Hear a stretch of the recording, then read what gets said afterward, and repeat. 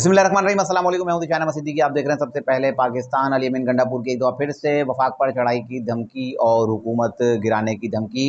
अली अमीन गंडापुर ने पाकिस्तान तहरीक इंसाफ के 28वें योम तासीस पर ख़ताब करते हुए कहा कि माइनस इमरान खान का ख्वाब देखने वाले जो है कभी कामयाब नहीं होंगे और इमरान खान को किसी का बाप भी माइनस नहीं कर सकता। ना सिर्फ इस पर बस किया बल्कि अली अमीन गंडापुर ने कहा कि इससे पहले मैंने जब इस्लामाबाद पर चढ़ाई का ट्वीट किया था और कहा था कि हम इस्लामाबाद पर कब्ज़ा करेंगे और इस्लामाबाद की तरफ लॉन्ग मार्च करेंगे, तो उस वक्त मेरे ट्वीट के बाद मुझे गिरफ़्तार कर लिया गया था और मुझे सज़ा दी गई थी। लेकिन अब हम जब हमारे मुतालबात नहीं माने गए और हमारी बात ना मानी गई और हमारे मुतालबात को तस्लीम ना किया गया, तो ना सिर्फ हम इस्लामाबाद जाएंगे बल्कि हम इस्लामाबाद जाएंगे, इस्लामाबाद जाके वफाकी हुकूमत भी गिराएंगे। और इसके अलावा जो एक सूबा है केपी के जिसके वज़ीर आला अली अमीन गंडापुर हैं, अली अमीन गंडापुर ने कहा कि केपी के सूबा जिसका वज़ीर आला इमरान खान ने मुझे बनाया है, वो सूबा निकलेगा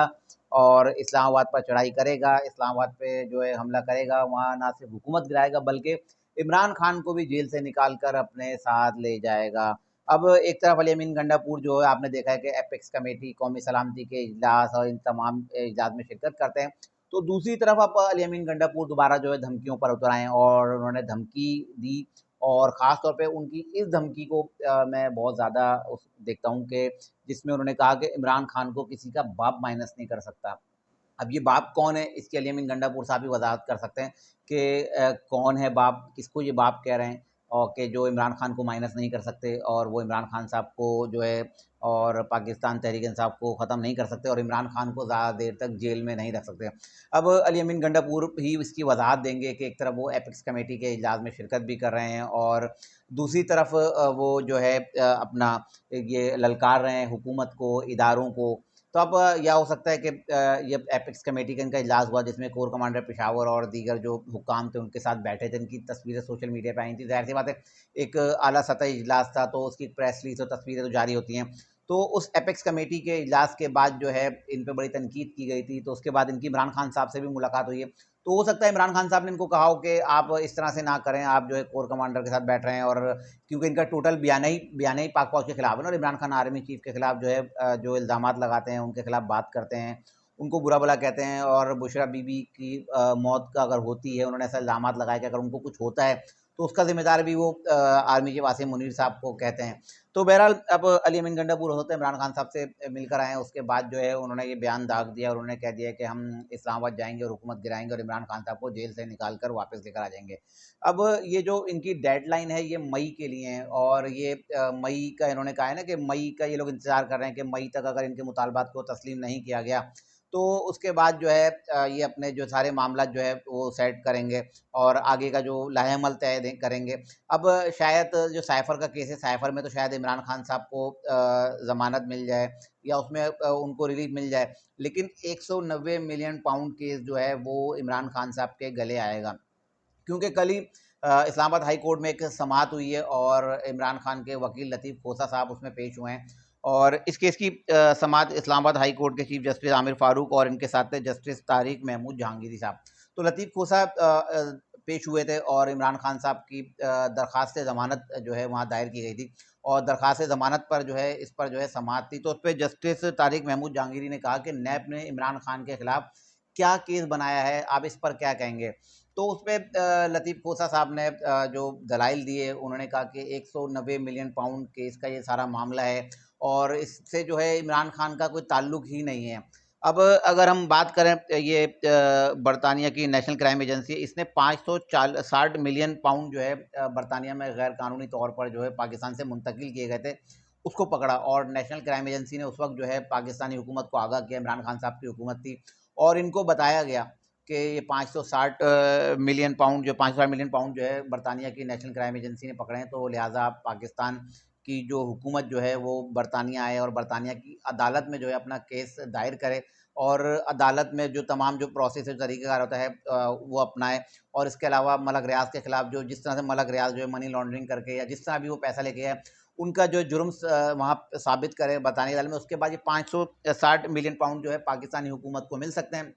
तो बहरहाल उस वक्त इमरान खान की हुकूमत थी तो और इमरान खान के उस वक्त एडवाइज़र थे मुशीर एहतसाब शहजाद अकबर साहब। तो शहजाद अकबर साहब को जब ये पता चला और इमरान खान साहब को ये पता चला तो शहजाद अकबर मलक रियाज साहब के साथ ही बरतानिया गए और बरतानिया में जाके उन्होंने नेशनल क्राइम एजेंसी से जो है आउट ऑफ कोर्ट ही तमाम चीज़ें सेटल कर लीं और उनको बताया कि भाई ये जो क्योंकि मलक रियाज से मिले, मलक रियाज से सारे मामला तय किए होंगे शहजाद अकबर साहब ने, और उनको कहा होगा कि आउट ऑफ कोर्ट सेटलमेंट करें, हम बरतानिया की अदालत नहीं जाते, उसमें एक लंबा प्रोसेस है, टाइम ज़्यादा लगेगा। तो उस पर जो है फिर नेशनल क्राइम एजेंसी ने कहा कि अगर आप इनसे डील करते हैं, जोड़ तोड़ करते हैं, मामला तय करते हैं, दो फरीक अगर आपस में एग्रीमेंट करते हैं तो उससे आपको मिलेंगे खाली 190 मिलियन पाउंड, और बाकी जो पैसे हैं वो बरतानिया की जो अदालत में या बरतानिया की उसमें अकाउंट में जो है जुर्माने के तौर पर चले जाएंगे। तो आउट ऑफ कोर्ट सेटलमेंट किया शहजाद अकबर साहब ने, एक वो हमारा लॉस हुआ कि 560 मिलियन पाउंड का जो एक करप्शन पकड़ी गई थी, लेकिन सिर्फ 190 मिलियन पाउंड केस का जो नेशनल क्राइम एजेंसी और मलक रियाज का मुआहिदा हुआ कि 190 मिलियन पाउंड के जो है आपको दे दिए जाएंगे। और इमरान खान जो उस वक्त वजीर आजम थे, उनको चाहिए था कि ये जो इतनी बड़ी करप्शन पकड़ी गई थी तो उसका पैसा डायरेक्ट पाकिस्तान हुकूमत पाकिस्तान के अकाउंट में आता, तो शहजाद अकबर साहब को भेजा, वहाँ उन्होंने जोड़ तोड़ की और जोड़ तोड़ करके उन्होंने मलक रियाज पे एक जुर्माना किया गया था ना सुप्रीम कोर्ट ऑफ पाकिस्तान की जानिब से, कराची बहरिया टाउन में जो उन्होंने करप्शन की थी और जिस तरह से उन्होंने ज़मीनों पे कब्जे किए थे और उन पर जो है और जो उसके अलॉटीज़ थे उनका पैसा खाया था और गैर कानूनी तरीके से मतलब एक बहरिया की जगह हासिल की, तो उस पर सुप्रीम कोर्ट ऑफ पाकिस्तान ने मलक रियाज पे जुर्माना आयद किया था। तो इमरान खान के मुशीर एहतसाब शहजाद अकबर ने जो है वहाँ जाके सेटलमेंट की और मलक रियाज को इस चीज़ पे कायल किया, बल्कि मलक रियाज ने ही इनको कायल किया होगा कि ठीक है, मेरा जो यहाँ जो जुर्म का जो पैसा पकड़ा गया है, मेरी मनी लॉन्ड्रिंग का जो पैसा पकड़ा गया है पाकिस्तान में, तो मुझ पर वैसे एक जुर्माना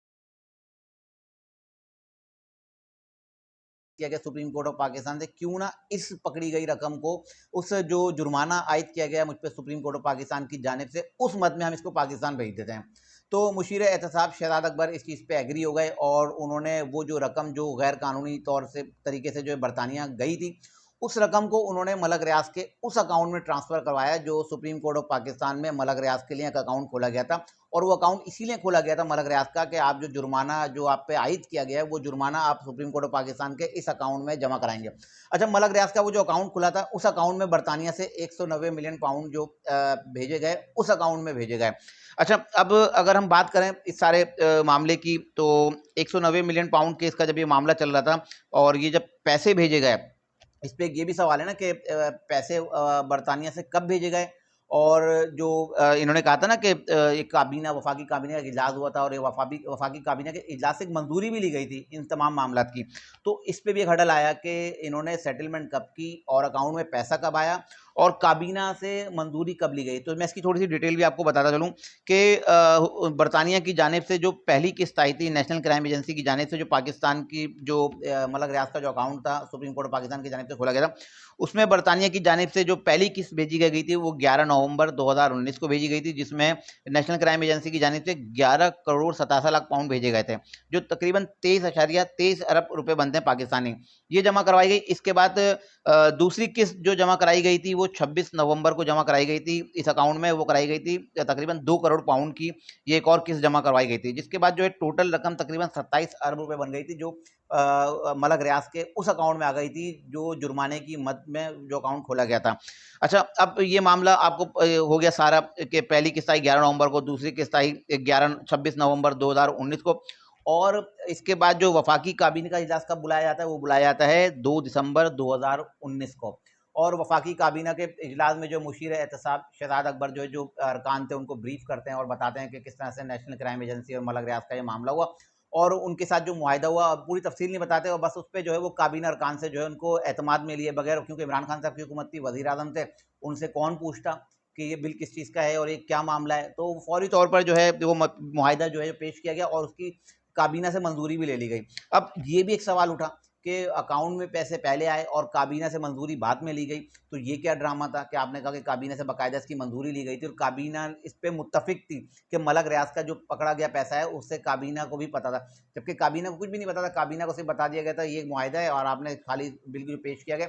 और जो करारदाद जो है एक मुआहिदा पेश किया गया है, इस मुआहिदे को आप जो है फौरी तौर पर जो है मंजूर कर लें। अब बहरहाल उन अरकान को ये भी नहीं बताया गया कि ये मुआहिदा तो पहले ही 6 नवंबर 2019 को तय हो गया था। अब इस पर जो है जो इमरान खान साहब के वकील लतीफ़ खोसा उन्होंने बयान दिया और उन्होंने जवाब दिया अदालत को कि ये 2 फ़रीक़ीन का मुआहिदा था। ये मुआहिदा था मलक रियाज का और नेशनल क्राइम एजेंसी का। इसका वफाकी हुकूमत से कोई ताल्लुक ही नहीं है। मतलब आप सितम ज़रीफ़ी देखें जो इमरान खान साहब के वकील हैं वो कितना गैर संजीदा बयान दे रहे हैं। वो कह रहे हैं कि मलक रियाज और नेशनल क्राइम एजेंसी का एक मुआहिदा था। मुशीर एहतसाब ने सिर्फ हीरो बनने के चक्कर में इमरान खान साहब के सामने नंबर बढ़ाने के लिए नैब ने और शहजाद अकबर ने कहा कि हम काबीना से मंजूरी ले लेते हैं ताकि पाकिस्तान की आवाम में वाह वाह हो जाएगी। देखो इमरान खान साहब जो बैरून मुल्क से लूटी गई रकम जो बैरून मुल्क गई है उस रकम को जो है वापस लेकर आ रहे हैं। तो ये हीरो बनने के चक्कर में जो उनके मुताबिक लतीफ़ खोसा के मुताबिक मुशीर एहतसाब शहजाद अकबर ने हीरो बनने के चक्कर में ये सारा ड्रामा किया, वरना इसका काबीना से इसकी मंजूरी की कोई ज़रूरत ही नहीं। 2 फ़रीक़ीन का मुआहिदा था और 2 फ़रीक़ीन इसमें मुआहिदा कर चुके थे। 190 मिलियन पाउंड के कम में मुआहिदा तय हो चुका था, वो पैसे वापस आने थे और इसमें अगर वफाकी जो काबीना है उससे अगर मंजूरी नहीं भी ली जाती तो इसमें कोई हर्ज नहीं था। तो अब एक नया जो एक पिंडोरा बॉक्स खोला लतीफ़ खोसा साहब ने और उन्होंने खुद बता दिया कि वफाकी हुकूमत की इसमें जो अमल दखल की ज़रूरत ही नहीं थी और मुशीर एहतसाब ने बिला वजह ये जो है लेके गए इजलास में और वहाँ उन्होंने जो है ये मंजूरी इस की ली और अगर ये उस काबीना से मंजूरी नहीं भी लेते तो तब भी 2 फ़रीक़ीन का मुआहिदा था। लेकिन लतीफ़ खोसा के इस बयान के बाद जो उन्होंने इस्लामाबाद हाई कोर्ट में दिया, एक नया सवाल पैदा होता है। वो सवाल क्या पैदा होता है? वो सवाल ये पैदा होता है कि अगर तो ये 2 फ़रीक़ीन का मामला था और इसमें इमरान खान साहब इन्वॉल्व नहीं थे और इमरान खान की हुकूमत भी इन्वॉल्व नहीं थी, उनकी ज़रूरत भी नहीं थी और मुशीर एहतसाब शहजाद अकबर को इसमें जो है इनको डालने की ज़रूरत नहीं थी। तो फिर सोहवा में जो अल कादर ट्रस्ट बनाया गया है जो 468 किनाल अराज़ी है, तो अल कादर ट्रस्ट की ज़मीन कैसे इनके नाम पर ट्रांसफ़र हो गई जो मलक रियाज साहब की जानिब से दी गई है? अगर आप इन्वॉल्व नहीं थे तो अल कादर ट्रस्ट के लिए आपने मलक रियाज से वो ज़मीन क्यों ली और आपके नाम पे जो मुंतकिल भी हुई और वो ट्रांसफ़र भी हुई। तो उसके बाद ही जब ये सारे मामला खुले थे उसके बाद ही इमरान खान, बुशरा बीबी, फ़रह गोगी और उनके हस्बैंड एहसन जमील गुज्जर ये सारे लोग एक्टिव हुए थे और इन सब लोगों ने अल कादर ट्रस्ट की ज़मीन अपने नाम पे ली है। तो अब ये लतीफ़ खोसा साहब ने एक नया पिंडोरा बॉक्स खोला है और उन्होंने खुद इमरान खान के लिए एक मसला खड़ा कर दिया कि अगर इमरान खान साहब को ज़मानत मिल भी रही थी तो उन्होंने एक ऐसा एविडेंस दे दिया और एक ऐसा कट्टा खोला है जिससे इमरान खान के लिए मुश्किलात पैदा होगी और इमरान खान को अब अगर ज़मानत मिल भी रही होगी तो इमरान खान से पूछा जाएगा कि आप तो इन्वॉल्व नहीं थे तो ये अल कादर ट्रस्ट की 468 कनाल की ज़मीन आपको क्यों दी गई? क्योंकि आपके वकील का तो कहना ये है कि अगर काबीना से अगर मंजूरी नहीं भी ली जाती तो तब भी ये 2 फ़रीक़ीन का मुआहिदा हो चुका था और मुशीर एहतसाब शहजाद अकबर, मलक रियाज और नेशनल क्राइम एजेंसी का मामला था, वो आउट ऑफ कोर्ट सेटलमेंट कर चुके थे, तो उसका हुकूमत से कोई ताल्लुक ही नहीं था। पाकिस्तान का पैसा लूटा है और लतीफ़ खोसा साहब कह रहे हैं कि हुकूमत का ताल्लुक नहीं है। बहरहाल लतीफ़ खोसा साहब का बयान उन्होंने इमरान खान साहब के लिए एक नई मुश्किल पैदा कर दी है। अब इसका देखते हैं आगे क्या मामला, लेकिन इमरान खान के लिए मुश्किल पैदा होगी। इमरान खान की जो ज़मानत होनी थी, मुझे लगता है कि अब उसमें जो है मज़ीद रुकावटें पैदा होंगी और 190 मिलियन पाउंड केस में इमरान खान साहब को सज़ा हर हाल में होनी है। ये थी आज की अहम खबर, जिसे मैं हाज़िर होता हूं इंशाल्लाह मज़ीद खबर नहीं चाहिए फिर हाज़िर होऊंगा, तब तक के लिए याद दीजिए।